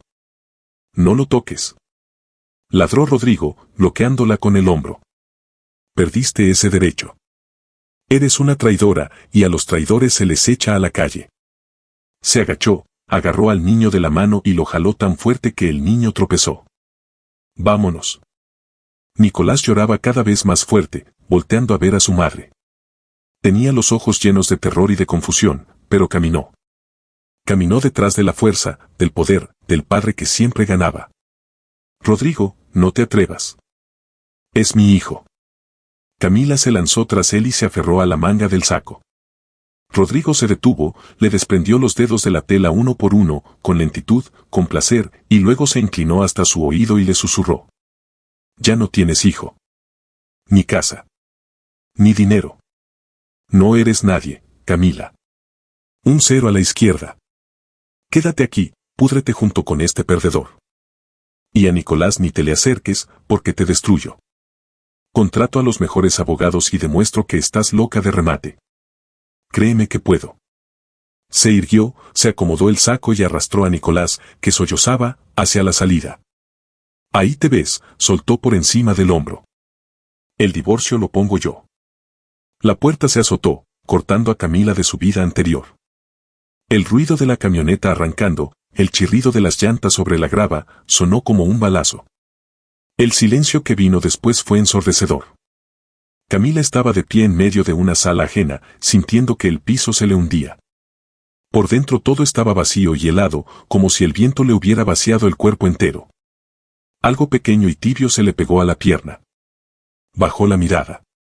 Lucía le abrazaba las rodillas, escondiendo la cara en los pliegues de su falda. La niña temblaba. No te vayas, susurró Lucía. Por favor, no te vayas. Camila se dejó caer al piso, sobre la alfombra sucia y polvorienta, y abrazó a la niña. Las lágrimas por fin se soltaron. Calientes, rabiosas, purificadoras. No me voy, le susurró contra la coronilla oscura de la niña. No me voy a ir a ningún lado, pequeña. Desde su cuarto asomó Diego. Se veía peor que antes. La cara se le había puesto gris, en los labios le brotaba una espuma rosada. El encontronazo con Rodrigo le había arrancado las últimas fuerzas. Camila. Graznó. La ambulancia. Creo que ya empezó. Esa noche murió Camila. Aquella Camila. La esposa sumisa, la sombra cómoda, el mueble. Y entre el dolor, la mugre y el miedo, nació una mujer nueva. Una mujer que ya no tenía nada que perder, y por lo tanto, nada que temer. Ya voy, Diego. Aguante. Gritó, agarrando el teléfono con los dedos temblorosos. Vamos a salir de esta. ¿Me oye? Todos vamos a salir de esta. Afuera empezaba a llover, lavando el polvo de las calles y las huellas de la camioneta que se llevaba a su hijo hacia una vida reluciente pero podrida. La noche apenas comenzaba, y prometía ser muy larga. Los destellos azules de la ambulancia rebotaban por las paredes de la sala, arrancando del penumbra los lomos de los libros, los monitores polvorientos y la cara asustada de Lucía. La realidad se astillaba en pedazos, como un espejo roto, y cada fragmento cortaba. Los paramédicos trabajaban con una eficiencia fría y aterradora.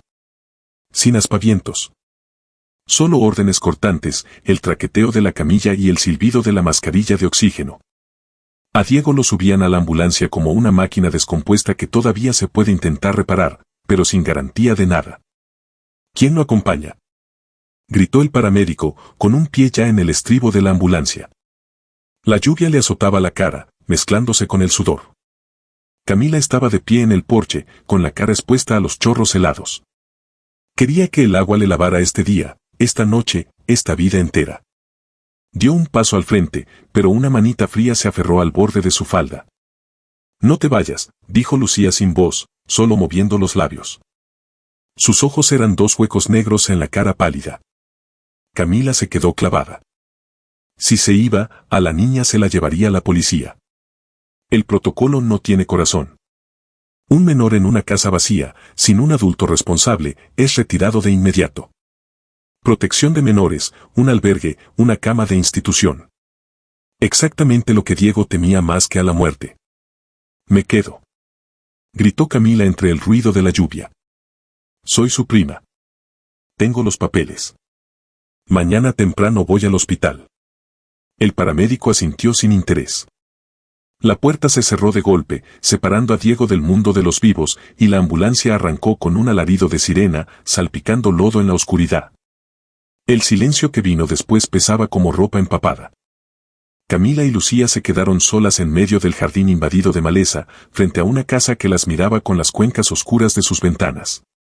Una casa a la intemperie, vieja, crujiente, como un barco naufragado varado en la orilla.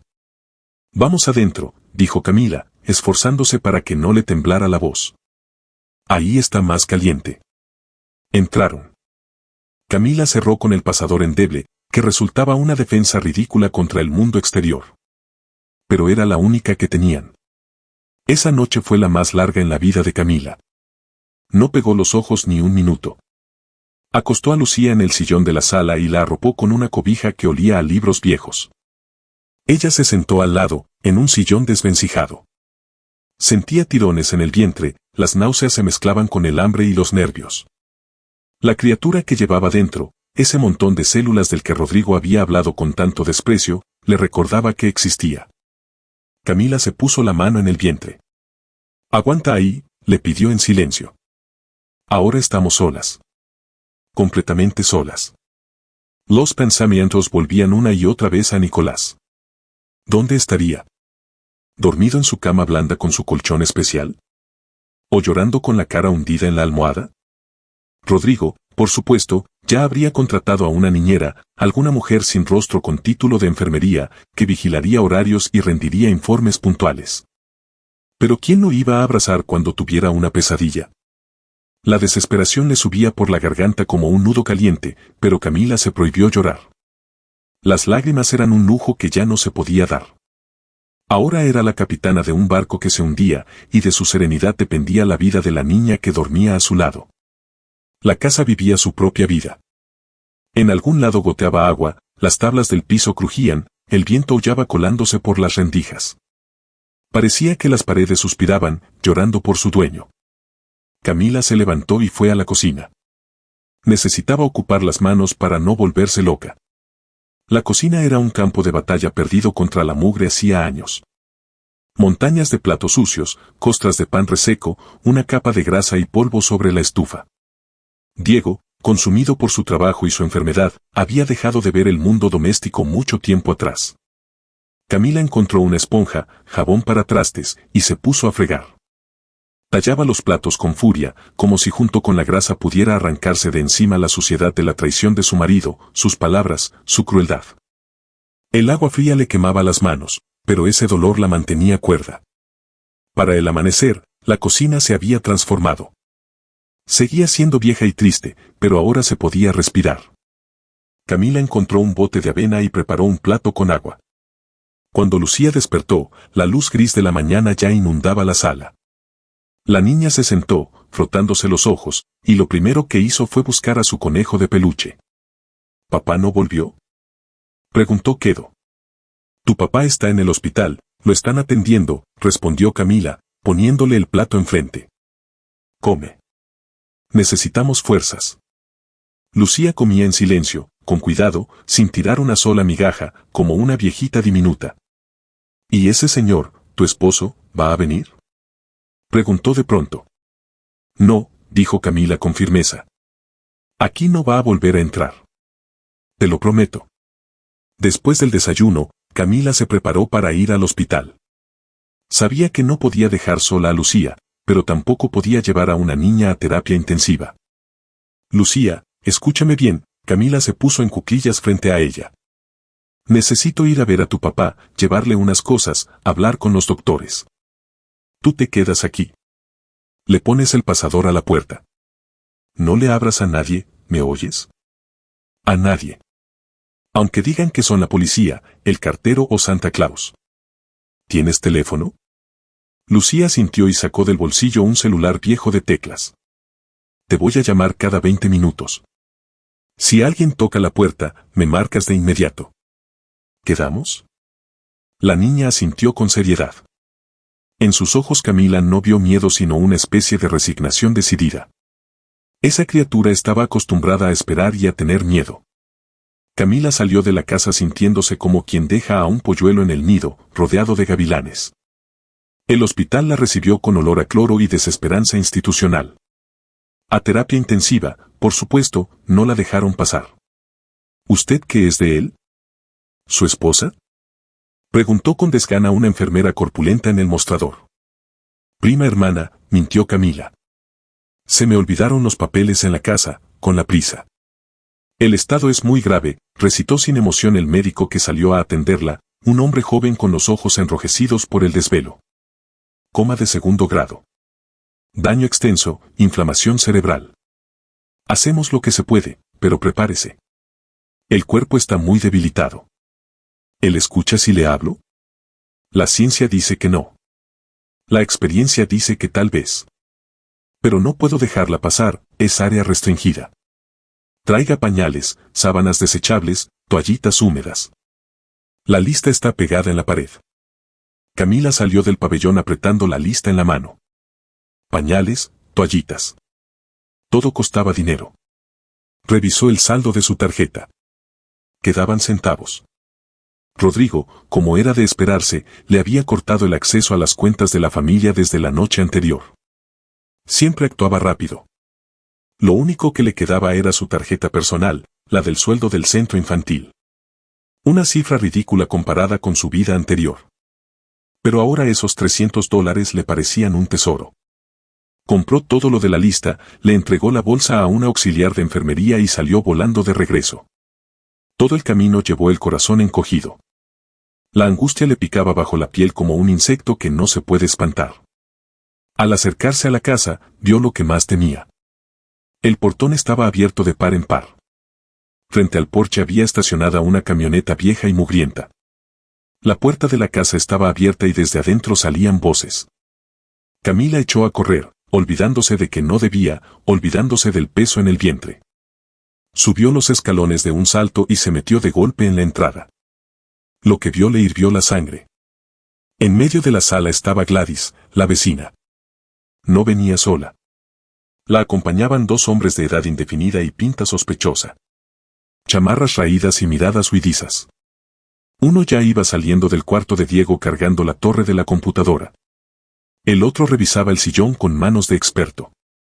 Lucía estaba acurrucada en un rincón, apretada entre el ropero y la pared, con las manos sobre los oídos y los ojos cerrados. Se mecía de un lado a otro, moviendo los labios sin sonido. ¡Alto ahí! El grito le brotó del pecho solo, grave, vibrante, una voz que ella misma no se conocía. El tipo que cargaba la computadora casi la deja caer. Gladys se dio la vuelta con las manos en la cintura. Llevaba una bata floreada y del cuello le colgaba una cadenita con un crucifijo de oro que en ese momento parecía una burla. Miren quién apareció, graznó con su voz de fumadora. Ya pensábamos que te habías largado, amantita. Pongan eso en su lugar, dijo Camila en voz baja. No gritaba, pero su tono tenía tanto hielo que el hombre retrocedió un paso sin querer. ¿Y por qué habría de hacerlo? Chilló Gladys. Dicen que el Diego ya quedó como vegetal. Y me debe un montón. Yo le pagué la luz, el agua, cuando se los cortaron, y me tumbó la barda con su árbol. Así que esto es mi compensación. Yo soy la heredera moral, para que lo sepas. ¿Tiene documentos? Camila extendió la mano. Recibos, comprobantes, un pagaré. Muéstreme algo. ¿Y tú quién eres para que yo te enseñe nada? Gladys se le vino encima, echándole el tufo de cigarro barato y cebolla. Aquí tú no eres nadie.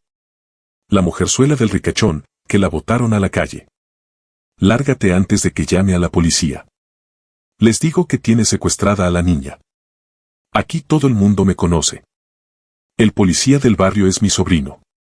Camila sintió como el miedo le subía desde el estómago en una ola pegajosa.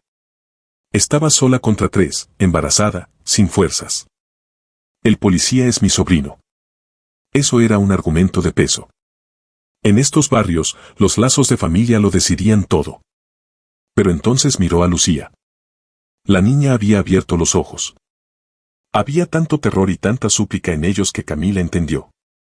Si ahora cedía, si dejaba que estos buitres ganaran, no solo perdería la casa, sino que mataría la fe de esa niña en que alguien en este mundo puede protegerte. Camila recordó a Rodrigo, su seguridad, su descaro. El mundo es de los fuertes, decía. Pues bien. Ahora ella iba a usar sus mismas armas. Camila abrió el bolso despacio y sacó el celular. Lo levantó a la altura de la cara con la cámara encendida. Estoy transmitiendo en vivo, mintió, mirando a Gladys directo a los ojos. El video se guarda en la nube. Violación de domicilio. Eso es cárcel. Robo en banda organizada. Más cárcel todavía. Y considerando que en la casa hay una menor de edad, esos son agravantes. Más lo que se le puede sumar por saquear la casa de un hombre hospitalizado. Apuntó la cámara hacia los hombres. Sus caras ya quedaron grabadas. Mi esposo es Rodrigo Herrera. Seguro han oído ese apellido. Camila iba de farol total, usando el nombre del hombre que más odiaba como escudo. Tiene abogados muy pesados. Y aunque él y yo estemos peleados, no va a permitir que unos rateros de poca monta roben una casa donde está su esposa. El tipo de la computadora se puso pálido. El apellido Herrera en la ciudad pesaba, y no siempre para bien. Meterse con gente que venía del mundo turbio de los negocios de los 90, aunque ahora anduvieran de traje y corbata, eso no lo hacía ningún tonto. Oye, Gladys, tú dijiste que no había nadie, refunfuñó, dejando la torre en el piso. Yo no me anoté para ir al bote. ¿Le vas a hacer caso a esta? Chilló Gladys. Pero la seguridad en su voz ya se había desinflado. Está puro farol. Compruébelo. Camila le dio un paso al frente, plantándosele enfrente. ¿El policía del barrio es su sobrino? Perfecto, llámelo, que venga. Mientras tanto, yo llamo a la fiscalía. También tengo contactos ahí. No le apartaba la mirada. En sus ojos claros ahora había hielo. Era la mirada de una loba acorralada, dispuesta a destrozarle la garganta a cualquiera que se acerque a la madriguera. Se hizo un silencio que solo rompían los sollozos queditos de Lucía. Yo me largo, el segundo hombre agitó la mano y se encaminó a la salida. Arréglate tú sola con tu desmadre, Gladys. Espérate, Rafa. Gritó Gladys. Pero los dos ya salían a toda prisa. Al quedarse sola, la vecina se desinfló como un globo pinchado. El descaro se le evaporó, dejando solo un rencor mezquino y cobarde. Váyanse al diablo, siseó, retrocediendo hacia la puerta. Se muere tu Dieguito y de todos modos las echamos, y a la escuincla la mandan al orfanato. Acuérdate de lo que te digo. Las llaves, dijo Camila en voz baja. Con las que abrió la puerta. Déjelas en la mesa. Gladys dudó un segundo, luego estrelló el llavero contra el piso con odio y salió dando un portazo que hizo temblar los vidrios. En cuanto se fue, Camila apagó la cámara, que no había grabado nada, y se recargó contra la pared. Las piernas le fallaron y fue resbalándose hasta el suelo. Le temblaban tanto las manos que el teléfono se le cayó de los dedos. Seño vale, una vocecita suave. Lucía había salido de su escondite. Se acercó a Camila, apretando al conejo contra el pecho. Los corriste. Como un caballero. Camila levantó la vista e intentó sonreír, pero los labios le temblaban. Más bien como una bruja mala. No, Lucía negó con la cabeza, muy seria. Se acercó un paso más y de pronto le echó los bracitos flacos alrededor del cuello. Eres buena. Eres la más fuerte de todas. Camila la abrazó de vuelta, hundiendo la nariz en el hombro de la niña. En ese instante, sentada en el suelo de una sala saqueada, sintió algo extraño, algo que había olvidado. No era felicidad. No. Era la sensación de valer algo. No como la esposa de Herrera, no como una muñeca bonita, sino como persona. Lo había logrado. Había protegido. El resto del día lo dedicaron a fortificar la casa. Camila encontró una caja de herramientas en el cuarto de servicio. En su vida había agarrado un desarmador, pero Internet y la desesperación son grandes maestros. Con la ayuda de tutoriales en video, cambió el cilindro de la cerradura de la puerta principal. Le quedó chueco, la puerta ahora cerraba a la fuerza, pero las llaves viejas de Gladys ya no servían. Clavaron tablas en la ventana del sótano que le parecía vulnerable y arrastraron un ropero pesado para bloquear la puerta de atrás.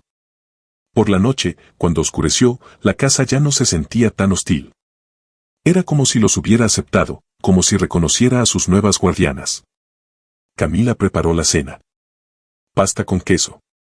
Comieron a la luz de las velas, porque Camila no quería encender luces fuertes que llamaran la atención desde la calle. Cuéntame de tu papá, pidió Camila mientras tomaban un té.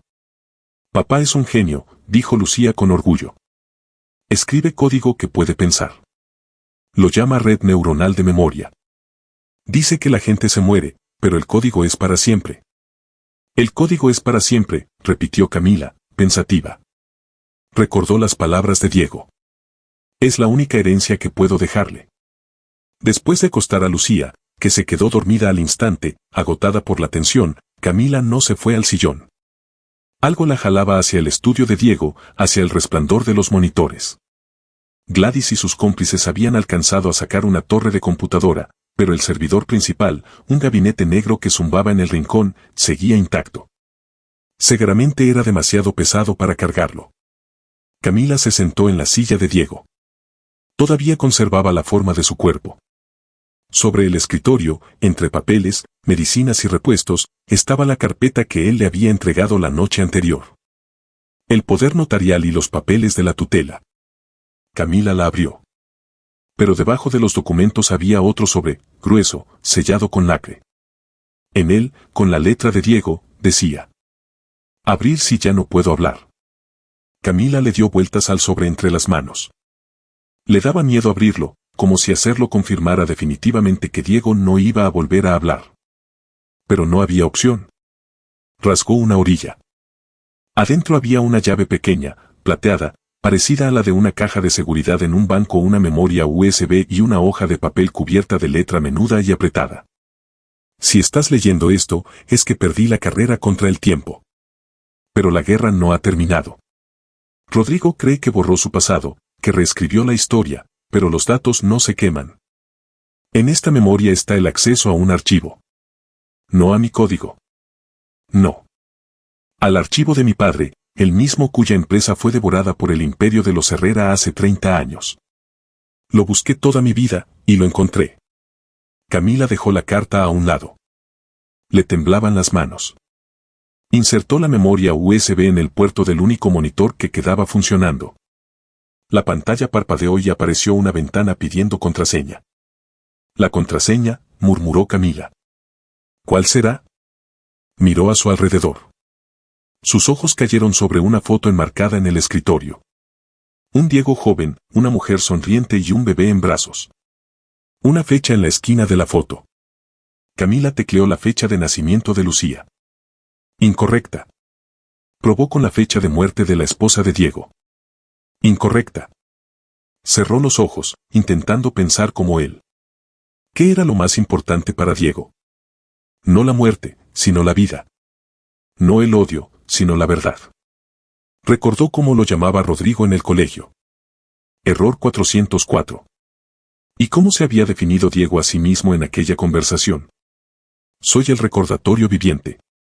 Camila recorrió los lomos de los libros. Bradbury, Orwell, Asimov y un ejemplar viejo de El Conde de Montecristo, con un separador a la mitad. El separador era una tarjeta perforada antigua. Sobre ella, escrita a lápiz, había una sola palabra en latín. Veritas. Verdad. Camila tecleó. Veritas. La pantalla se encendió en verde. Acceso concedido. Se abrieron ante ella cientos de carpetas. Escaneos de documentos, estados de cuenta bancarios, recortes de periódico de hacía 30 años, y una carpeta con el nombre Padres Vivos. Camila hizo clic. El corazón le golpeaba las costillas como un pájaro enjaulado. Todavía no sabía que ese clic del ratón sería el detonador que volaría los cimientos sobre los que se sostenía toda la vida de la familia Herrera. Pero de una cosa estaba segura. No iba a volver a callarse. Se puso la mano en el vientre. Vamos a saber la verdad, pequeño, susurró en el silencio de la casa dormida. Por ti y por Nicolás. El monitor parpadeaba en la oscuridad como el ojo solitario de un cíclope, recortando en la penumbra el rostro pálido y tenso de Camila. Afuera apuntaba un amanecer gris y frío, pero en el estudio de Diego el tiempo se había congelado en algún punto de los años 90, en una época de corrupción descarada, negocios turbios y contratos firmados con sangre. Camila se frotó las sienes, sintiendo el pulso sordo del dolor bajo la piel. Lo que había estado leyendo durante las últimas 4 horas no era solamente la crónica de un crimen ajeno. Era la disección de un alma en descomposición. Ella conocía a la familia de su marido, conocía a su suegro, don Arturo Herrera, un viejo afable que le compraba juguetes caros a su nieto y le gustaba hablar del honor y la palabra de los hombres de negocios. Ahora, mirando las páginas escaneadas de los expedientes policiales y los extractos de registros clasificados, Camila veía su verdadero rostro. El de un saqueador. La historia era vieja como el mundo. En 1994 existía una empresa próspera llamada Verón Digital, dedicada a la importación de los primeros equipos de cómputo. Los dueños eran el matrimonio Verón. Fernando e Isabel. Jóvenes, ambiciosos, creyentes en el progreso. Tenían un socio menor, encargado de la seguridad y la logística. Arturo Herrera. Los documentos, en su lenguaje burocrático y seco, describían un esquema de despojo empresarial que helaba la sangre. Primero, deudas fabricadas, cargamentos retenidos en la aduana, amenazas. Y después, el desenlace. Camila abrió un archivo. Accidente vial. Carretera Nacional. 12 de septiembre de 1995. Las fotografías eran en blanco y negro, granulosas, pero el horror no perdía fuerza. Los restos calcinados de un auto en la cuneta. El dictamen del perito. Los cuerpos quedaron carbonizados hasta ser irreconocibles. La identificación resulta extremadamente difícil. En aquellos años las pruebas de ADN eran algo raro, lento y costoso. La identificación se hizo a partir de objetos personales. Un reloj, restos de documentos. El caso se cerró como accidente. Falla en el sistema de frenos. Pero en la carpeta de Diego había otro documento, la copia de un peritaje que alguien había ocultado de la investigación y que Diego consiguió, ya fuera comprándolo o hackeándolo, décadas después. Las mangueras de freno presentan signos de daño mecánico consistente con un corte intencional. Camila se dejó caer contra el respaldo de la silla. Entonces los padres de Diego habían sido asesinados. Asesinados por el padre de su marido. Y Diego, que entonces tenía 5 años, ese día se había quedado con su abuela, quien poco después murió de un infarto, destrozada por el dolor. El niño terminó en el sistema de orfanatos, y la empresa Verón Digital pasó suavemente a manos de Herrera, cambiando de nombre a Grupo Herrera. El mismo negocio que ahora dirigía Rodrigo. Sobre huesos, pensó Camila, y le vinieron arcadas. Todos vivimos, comimos, viajamos de vacaciones con dinero manchado de crimen. Dirigió la mirada a la carpeta que más la atraía y más la asustaba. ¿Padres vivos? Con la mano temblorosa, Camila hizo clic. Aquí no había documentos secos. Aquí había magia de números multiplicada por la genialidad de la desesperación.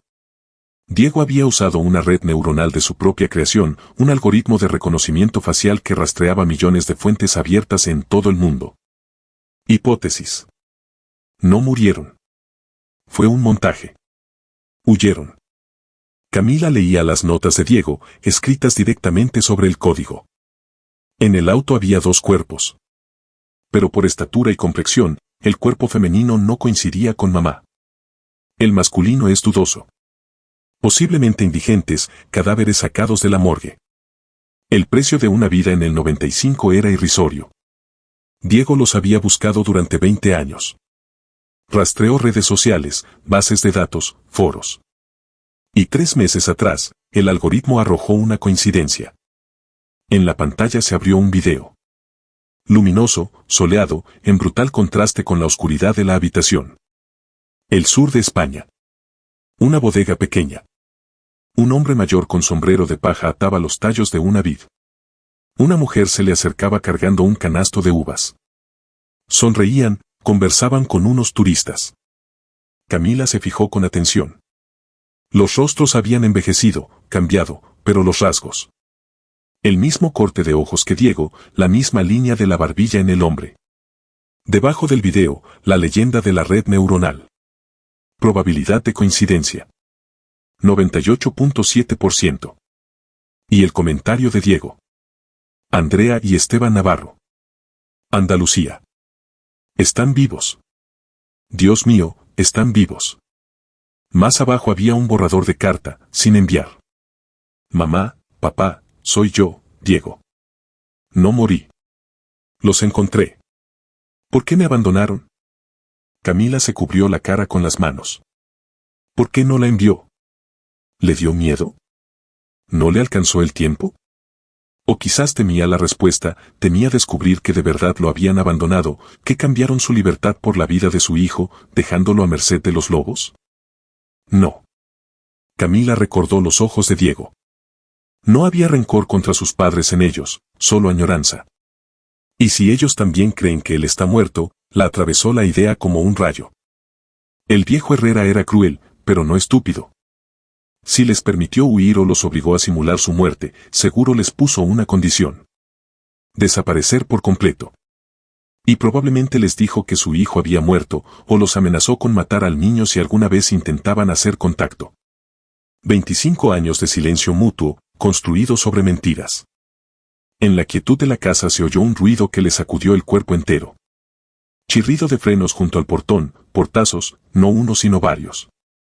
Se lanzó a la ventana y apartó una tabla con cuidado. Frente al portón había dos vehículos. Una patrulla y un sedán negro de lujo. Al lado se movían inquietos dos policías, una mujer de traje sastre con una carpeta en las manos, y Rodrigo. Estaba parado con las manos metidas en los bolsillos del abrigo, mirando la casa con una mueca de triunfo despectivo. El dueño que viene a fumigar las alimañas. Camila sintió el miedo clavarle una aguja de hielo en el corazón. Pero enseguida vino la rabia. Fría, calculadora, la rabia de una mujer que ya no tiene nada que perder. Lucía. Susurró, entrando a la sala como un rayo. La niña ya estaba despierta. Sentada en el sillón, apretando al conejo, miraba la puerta con unos ojos enormes, llenos de espanto. Lo entendía todo. Lucía, escúchame bien, Camila la tomó por los hombros. Van a tocar la puerta. Son gente mala, pero no les voy a abrir. Toma mi teléfono, vete al cuarto de tu papá y métete debajo del escritorio, hasta el fondo. Te quedas ahí calladita, como un ratoncito. No importa lo que oigas, no salgas. ¿Entendiste? ¿Me van a llevar? Los labios de la niña temblaban. Solo por encima de mi cadáver, exhaló Camila. Corre. Lucía se escurrió por el pasillo. Camila se acomodó el suéter, se alisó el pelo y se acercó a la puerta. En ese momento empezaron a golpearla con fuerza, con golpes autoritarios, de dueño. Abran. Policía. Camila respiró hondo, se puso la mano en el vientre como buscando fuerzas en la criatura que aún no nacía, y preguntó en voz alta, sin abrir. ¿Con qué fundamento? Señora Herrera. Chilló una voz de mujer. Somos de protección de menores. Abra inmediatamente. Tenemos un reporte de que hay un menor en condiciones de riesgo social. La menor está bajo el cuidado de un representante legal, respondió Camila, pronunciando cada palabra con claridad. ¿Cuál representante? ¿El padre que está en coma? Se burló la voz de Rodrigo. Camila, deja el teatro. Abre por las buenas. Traje un abogado y a la policía. Nos llevamos a la niña a un albergue, y a ti. A ti te llevo a casa, a que te atiendan. Estás teniendo una crisis hormonal, querida. A casa. A que te atiendan. Camila sabía lo que eso significaba. Un psiquiátrico, pastillas para dormirla, convertirla en un vegetal. Para que no estorbara, para que no hablara. Tengo un poder notarial de tutela temporal. Gritó Camila, aunque sabía que el documento firmado por Diego era jurídicamente débil sin una orden judicial. Tu poder notarial no vale ni el papel en que está escrito. Bramó Rodrigo, perdiendo la paciencia. Tumben la puerta, está fuera de sus cabales. La puerta se estremeció con un golpe de hombro. La cerradura nueva, la que Camila había instalado el día anterior entre lágrimas y maldiciones, resistía. Por ahora. Camila lo tenía claro. Era cuestión de minutos. Iban a echar la puerta abajo. La policía estaba del lado de Rodrigo, tenía comprada a esta ciudad entera. Necesitaba un arma, y la tenía. Corrió de vuelta al estudio. Lucía estaba debajo del escritorio, con las manos en los oídos. Camila se abalanzó sobre la computadora. Necesitaba comunicarse con España. Ahora mismo. Abrió el archivo con los datos de contacto de la bodega Viñedo Santa Clara. Había un número de teléfono y un correo electrónico. ¿Llamar? No recordaba ni una palabra de español de España, y además, ¿le iban a hacer caso a una desconocida balbuceando algo sobre un hijo resucitado? Abrió el correo. Los dedos le volaban sobre el teclado, cometiendo errores que no se detuvo a corregir. Asunto. Diego Verón, su hijo está vivo. Adjuntó la foto de Diego en el hospital, la que el médico le había mandado el día anterior a su pedido. Diego entubado, consumido, pero vivo. Y el escaneo de una foto de Diego de niño, encontrada en el archivo. Escribió en inglés, intercalando frases en español, rezando para que entendieran. Su hijo está vivo. Se llama Diego. Se está muriendo. Necesita ayuda. Las mismas personas que intentaron destruirlos a ustedes quieren destruirlo a él. Arturo Herrera les robó la vida. Su hijo Rodrigo está en este momento derribando la puerta para llevarse a su nieta Lucía. Ayúdennos. Oprimió enviar. El mensaje se fue al vacío de la red. En la entrada se oyó el crujido de la madera. El marco no aguantó. Camila agarró la memoria USB del escritorio, la evidencia más valiosa, y se la escondió en la ropa interior. Dale, dale. Gritaba Rodrigo. Con cuidado, idiotas, que esto después hay que arreglarlo. Camila salió a la sala justo cuando la puerta se abrió de golpe y entraron 3 hombres junto con una bocanada de aire frío y humedad. Rodrigo entró al último, pasando por encima de los restos del marco. Tenía cara de ganador. Hola, esposa, dijo con una media sonrisa. ¿Valió la pena tanto drama? ¿Dónde está la niña? Camila se plantó en medio de la sala con los brazos cruzados. No parecía una víctima. Su mirada era pesada, de plomo. No te la vas a llevar, Rodrigo, dijo en voz baja. Y esta casa tampoco va a ser tuya. Ah, ¿no? Se le acercó, imponiéndose con su estatura. Los policías se removían incómodos en la entrada, sintiendo que aquel pleito de pareja se salía de su protocolo. ¿Y quién me lo va a impedir? ¿Tú? ¿Tu amiguito el moribundo? Tu padre, pronunció Camila. Rodrigo se quedó helado. Se le dilataron las pupilas. ¿De qué diablos hablas? Se lo de Verón Digital, Rodrigo, Camila hablaba claro y fuerte, para que todos oyeran. Los policías y la mujer de protección de menores, que ya revisaba los rincones con gesto de asco. Sé lo del accidente en la carretera en el 95. Lo de las mangueras de freno cortadas. Vi el archivo, los documentos originales. La cara de Rodrigo se puso gris.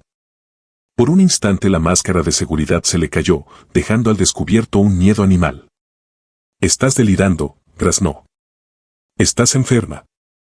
Oficial, ¿ve lo que le digo? Tiene delirio de persecución. Deténganla. Ya mandé copias, Camila levantó el teléfono. Era un farol, pero ya no había marcha atrás. A la fiscalía. Y a las personas que tu padre no logró matar.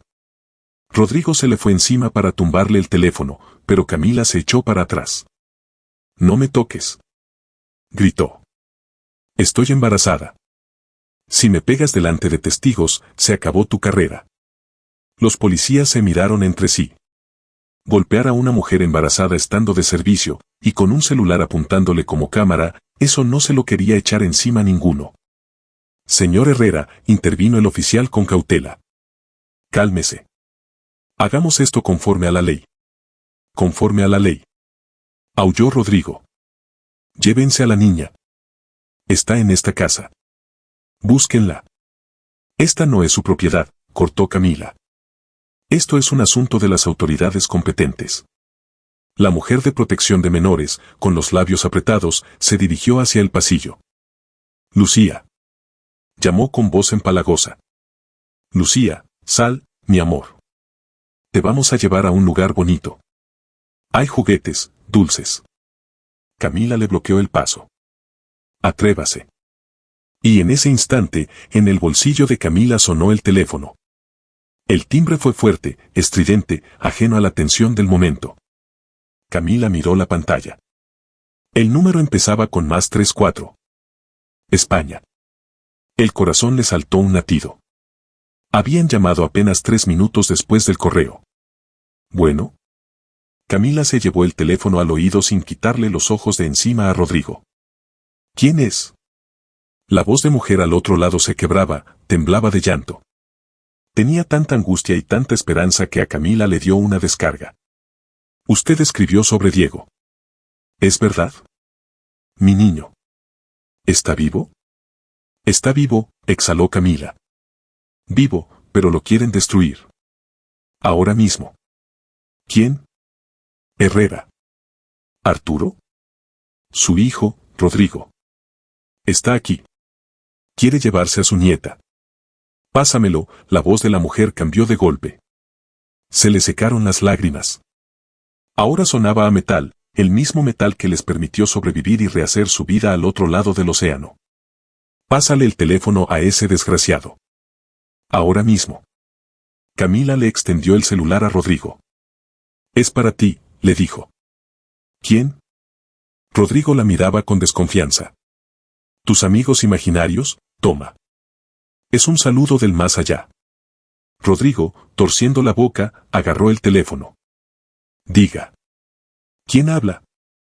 Camila vio cómo le cambiaba la cara.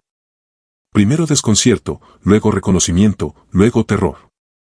Terror puro, destilado. Evidentemente conocía esa voz o sabía lo que esa voz podía contar. Es imposible, susurró, retrocediendo un paso. Ustedes están muertos. Nosotros. Mi padre dijo que. Te vamos a enterrar, infeliz. La voz de Isabel Verón se oía hasta donde estaba Camila. Si le tocan un pelo a mi hijo o a mi nieta, voy a mover contactos en la Interpol y en la Europol que ni en sueños se imaginan.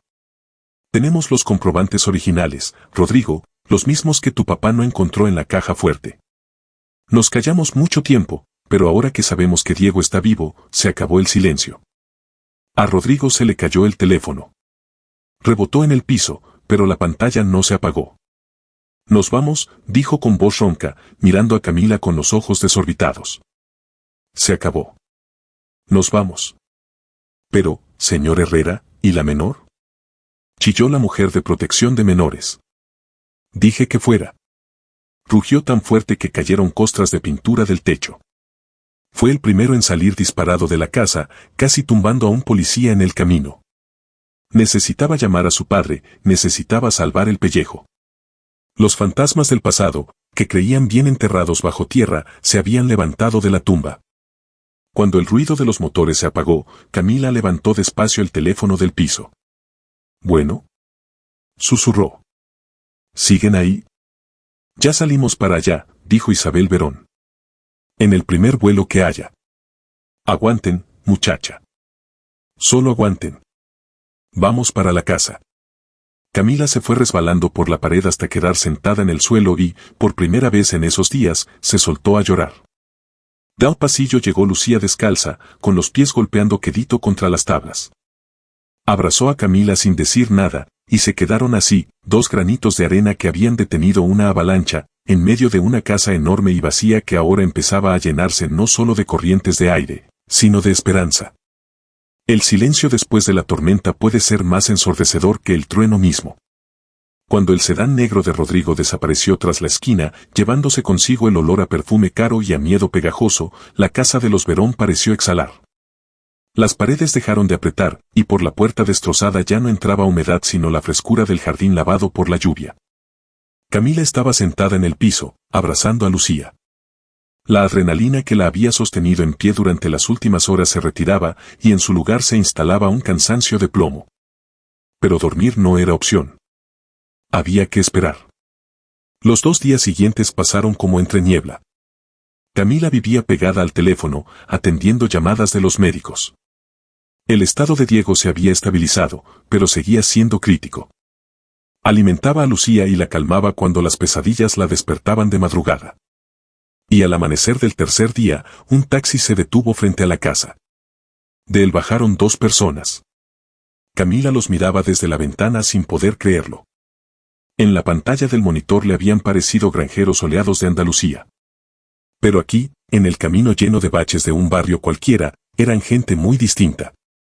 Isabel Verón llevaba un abrigo gris, severo. Su rostro, surcado de arrugas, parecía tallado en piedra. Fernando la sostenía del codo. En sus movimientos no había fragilidad de viejos, solo la determinación de quienes van a la última y más importante batalla de su vida.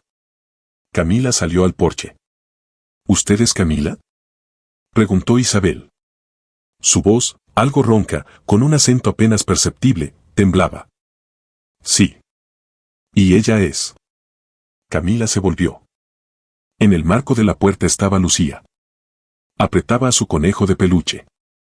Miraba a los desconocidos con recelo, pero en sus ojos se leía también un reconocimiento extraño. La llamada de la sangre, que ni los años ni la distancia pueden acallar. Isabel ahogó un grito, llevándose la mano a la boca. Fernando, mira, susurró. Es Diego. Igualita a Diego de chiquito.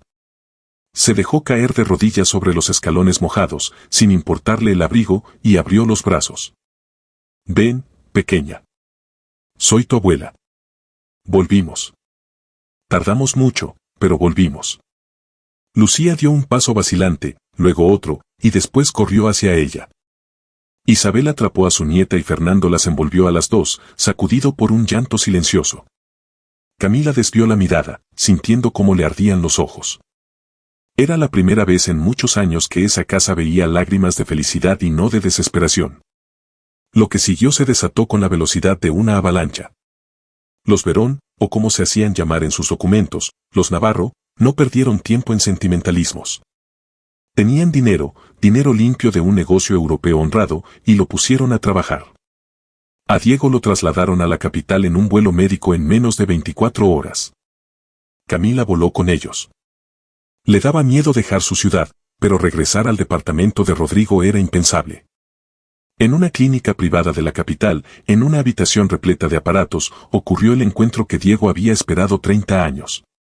Camila se quedó en el pasillo, mirando a través del cristal como Isabel le acariciaba la mano a su hijo, esa mano llena de tubos, como Fernando, envejecido pero entero, le susurraba algo al oído.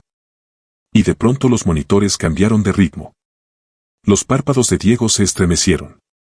No abrió los ojos del todo, todavía no tenía fuerzas, pero en sus labios se dibujó algo parecido a una sonrisa.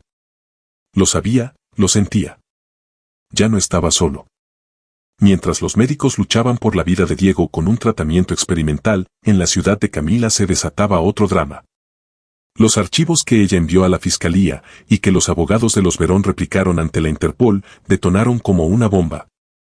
El imperio de los Herrera se derrumbó de la noche a la mañana. Camila se enteró por las noticias, sentada en la cafetería del hospital.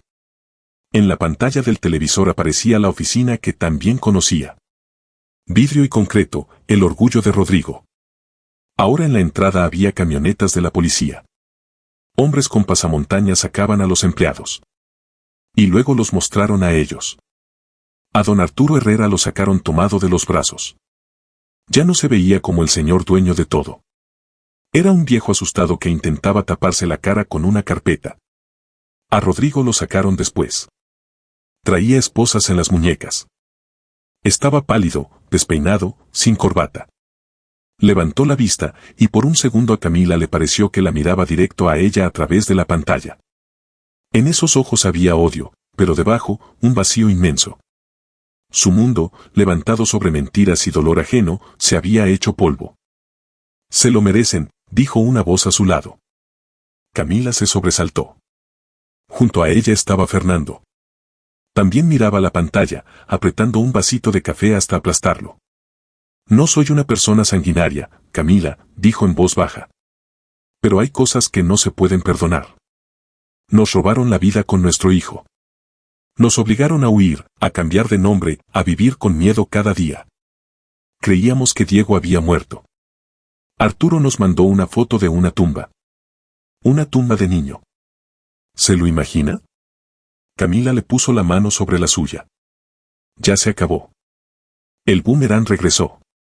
Gracias a usted, Fernando la miró con calidez. Si no fuera por usted, habríamos muerto en tierra ajena sin saber la verdad. Usted salvó a nuestra familia, Camila. Lo más difícil fue recuperar a Nicolás.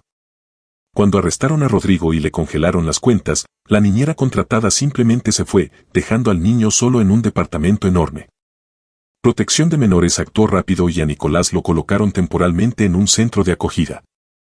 Camila tomó el primer autobús que encontró. El reencuentro fue duro. Nicolás estaba sentado en la sala de juegos, con el ceño fruncido, dándole la espalda a la pared. Parecía un animalito acorralado. En su cabeza, su padre era un dios todopoderoso y su madre una traidora. Ahora el dios estaba preso y la traidora venía a buscarlo. Nico. Camila se puso en cuclillas junto a él. Vete. Masculló. Papá dijo que eres mala. ¿Tú tienes la culpa de que se lo llevaron? Camila suspiró. Le daban ganas de gritar, de sacudirlo por los hombros, de explicarle que su papá era un criminal. Pero frente a ella había solo un niño destrozado por las mentiras. Tu papá se equivocó, mi amor, le dijo con suavidad. Los adultos a veces hacen cosas muy malas, y tienen que pagar las consecuencias. Pero yo soy tu mamá, y te quiero más que a nada en el mundo. Y nunca, óyeme bien, nunca te voy a abandonar. Nicolás se quedó callado. Luego volteó. Tenía los ojos llenos de lágrimas. ¿Y nos van a echar a la calle? Papá decía que íbamos a terminar de indigentes. No va a pasar eso, sonrió Camila. Ahora tenemos una familia grande y muchos amigos. ¿Nos vamos a casa? Nicolás dudó un instante y después, con un sollozo, se le hundió en el hombro. El hielo empezaba a romperse. Pasaron 6 meses. El otoño había pintado de oro y rojo la urbanización en las afueras de la ciudad donde los Verón compraron una casa grande. La vieja casona de Diego decidieron no venderla, pero tampoco vivir ahí tenía demasiados recuerdos pesados. La conservaron como casa de descanso, después de una remodelación a fondo. Camila estaba sentada en la terraza, envuelta en una cobija. La barriga ya era grande. 8 meses. Esperaba una niña que nacería con su apellido de soltera, no con el de Herrera. El divorcio se tramitó rápido, sin intervención de Rodrigo, que esperaba juicio en un centro de detención y, según los rumores, colaboraba activamente con la investigación, delatando a su padre para reducir su condena. Pero a Camila eso ya no le importaba. La puerta de la terraza se abrió y salió Diego. Iba en silla de ruedas, pero era algo temporal. Los médicos habían obrado un milagro, o más bien, el milagro lo obraron el amor y las ganas de vivir. El tumor se había reducido, entró en remisión estable. La coordinación de movimientos iba regresando. Ya podía caminar con andadera y cada día se entrenaba con terquedad. ¿No tienes frío?, preguntó, acercándose. Diego había cambiado. Aquella palidez mortal había desaparecido, en los ojos le brillaba algo vivo. Había vuelto a trabajar mucho, pero ya no en un cuartucho oscuro sino en un estudio luminoso. Y sus desarrollos por fin generaban ingresos legales, y muy importantes.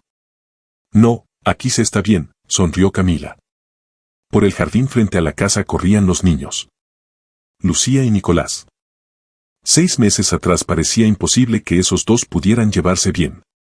Al principio Nico se portaba huraño, intentaba molestar a la zombi, pero Lucía, con esa alma sabia y tranquila que tenía, simplemente no le devolvía la agresión. Y después apareció el abuelo Fernando, que le enseñó a Nico a pescar y a arreglar bicicletas, cosas que Rodrigo, siempre ocupado, jamás hizo con él. Y el niño se fue ablandando. Ahora los dos estaban armando una especie de fuerte con ramas, discutiendo y riéndose. ¿Sabes en qué estoy pensando? Diego tomó a Camila de la mano. Sus dedos estaban tibios y firmes. ¿En qué? En que a veces hay que perderlo todo para encontrar lo verdadero. Si no hubiera sido por esa reunión de exalumnos, si Rodrigo no hubiera sido tan imbécil, nunca nos habríamos conocido, completó Camila. Raro, ¿no? Su maldad fue el comienzo de nuestra felicidad. Él recibió lo que merecía, dijo Diego con seriedad. Soledad entre 4 paredes. ¿Y nosotros? Nosotros tenemos la oportunidad de construir todo desde cero. Sin mentiras. Le miró el vientre. ¿Cómo está ella ahí adentro? ¿Patea? Parece que va a salir terca. Diego sonrió y le llevó la mano a los labios. Camila, sé que no es el momento. Todavía no te recuperas de todo esto, y yo todavía no puedo cargarte en brazos, literalmente. Pero quiero que sepas algo. En cuanto me ponga de pie, y me voy a poner, te lo prometo, te voy a hacer una pregunta. Camila lo miró a los ojos. Había en ellos tanta luz, tanta gratitud y tanto amor que se le cortó la respiración. No tienes que esperar a pararte, le susurró. La respuesta de todos modos va a ser que sí. Se quedaron tomados de la mano, mirando cómo el sol del atardecer doraba las copas de los árboles. De la casa salió Isabel con una charola de té y empanadas. Los niños, al ver a la abuela, salieron disparados hacia la terraza entre gritos de alegría. Nicolás se tropezó, se cayó, pero se levantó de inmediato, sacudiéndose las rodillas. Ya no le daba miedo caerse. Sabía que habría alguien para sostenerlo. En esa casa no vivía gente perfecta. Vivían personas a las que la vida había roto, a las que los más cercanos habían traicionado, que habían pasado por el infierno. Pero sobrevivieron. Conservaron la capacidad de amar y de perdonar. Y en eso estaba su mayor victoria. No en el dinero, ni en el estatus, ni en la venganza, sino en seguir siendo humanos cuando el mundo a su alrededor se desmoronaba. Camila se puso la mano en el vientre y sintió una patadita. Vas a nacer rodeada de amor, pensó. Y nunca vas a saber lo que es ser un mueble cómodo. Vas a ser libre.